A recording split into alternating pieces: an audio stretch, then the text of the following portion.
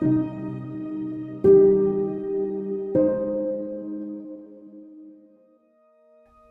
I was fairly young when I knew I was meant to be a Capuchin. I grew up in an Italian-American neighborhood. Our family very much participated in the life of the church. And there were several influences. One, Capuchins used to come to our parish to conduct missions, preach on Sundays, and were, to me, an inspiration, mostly because they seemed to be very serious about the spiritual life. I had a sister, Maestra Pia Filippini, the Filipini sisters, and in the 4th grade, she used to read to us his heroic stories of the lives of Christian heroes. And her reading of those accounts also inspired me. So by the time I was getting to high school, I decided to apply for the minor seminary. A minor seminary in those days was a common place for young people to begin giving themselves the time to discern a proper vocation. And so I went down to Stanton, Virginia, where the Capuchins had this minor seminary. And of course, during that time, had the great experience of some very prayerful and holy friars. One of them,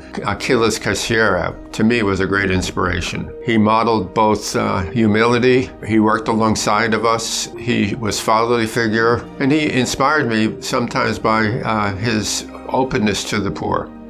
There was a postulancy program for those who did not go to the minor seminary, but since I did, I went directly into novitiate. Novitiate was certainly very different from the way novitiate is in these days. We were still following customs that went back to the 1500s. And so some of these were quite a surprise to me. I put myself, and so did the other friars I was with, gave ourselves entirely to the year. We took seriously what we were asked to do, whether it was praying the little office of the Blessed Mother in Latin outside in the cold, even in the snow, or whether it was fasting, kneeling during the midday meal, asking for forgiveness for any infractions that we committed, and especially spending long periods of time in silence and prayer. The novitiate for me was an absolute marvelous time to converse with God, to get to know something of the Lord through a life of prayer and silence. And I'm so happy that I had that opportunity.